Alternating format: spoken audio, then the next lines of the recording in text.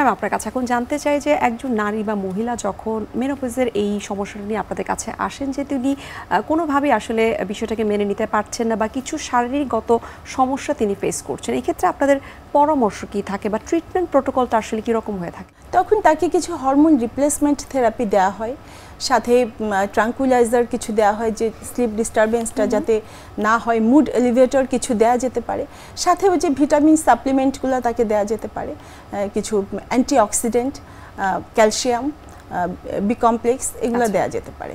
আর সেই সাথে তার একটা টোটাল চেক আপও এই সময়টায় হতে হবে যে তার অন্য কোনো শারীরিক সমস্যা আছে কিনা।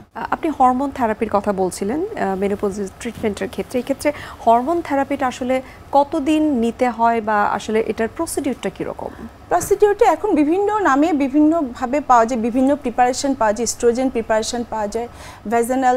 এই সময়টা খুব ইউজুয়াল যেটা হয় যে মেয়েরা যে ভয়টা বেশি পায় যে ভ্যাজানাল ড্রাইনেস হয়, যে স্বামীর সাথে সহবাসে তার একটু কষ্ট হয়, অনীহা হয়, তো এক্ষেত্রে স্ট্রোজেন ক্রিম ফর্মে পাওয়া যায়, সেটা ব্যবহার করতে পারে।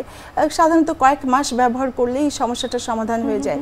আর কিছু হরমোন আছে, প্রোজেস্টেরন হরমোন, টিবোলোন হরমোন, এই হরমোনগুলো ডেইলি রাতে একটা করে খাবে। সাধারণত দেখা যায় কয়েক মাস থেকে কখনো কখনো কারোর একটু বেশি দিনও সময় লাগে এগুলো কন্টিনিউ করতে।